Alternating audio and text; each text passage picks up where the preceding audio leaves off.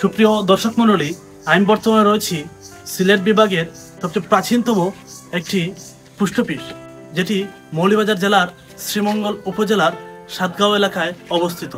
এটির code number হচ্ছে 3214।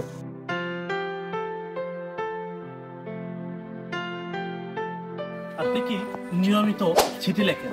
অবশ্যই এখন আর চিঠি লেখার প্রয়োজন নেই, কারণ চিঠির জায়গা দখল করে রয়েছে জিমেইল। সময়ের প্রয়োজনে যেখানে প্রতিদিন হাজার হাজার মানুষের আনাগোনা ছিল, সে জায়গায় আজ কালের বিবর্তনে প্রায় শুনশান নীরবতা।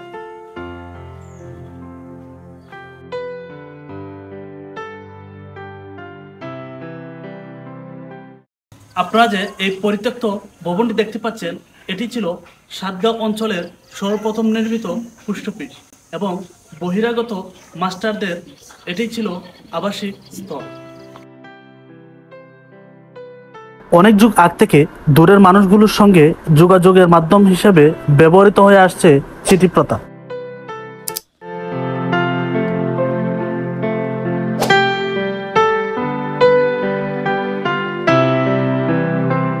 রয়্যাল মেল নামে প্রথম ডাক বা পোস্টাল সার্ভিস চালু হয় 1516 সালে। এটি চালু করেন হেনরি অস্টন। বিশ্বে প্রথম সমুদ্র ডাক চালু হয় 1633 সালে এবং ঘোড়ার গাড়ির ডাক চালু হয় 1784 সালে।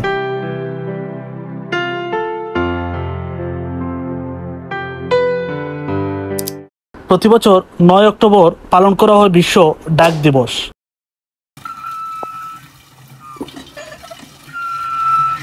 আজ পুষ্টপীঠে আসার পর একটি মধুর স্মৃতির কথা মনে পড়ে গেল। আমার পিছনে যে নান্দনিক গাছগুলো দেখতে পাচ্ছেন, এগুলো প্রায়ই শতবর্ষী আম গাছ।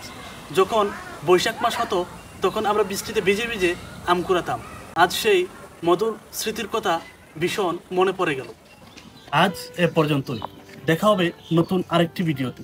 এ পর্যন্ত সবাই ভালো থাকুন, সুস্থ থাকুন। ধন্যবাদ সবাইকে, এবং অবশ্যই আপনাদের মহামূল্যবান মন্তব্যটি জানাতে ভুলবেন না। আল্লাহ হাফেজ।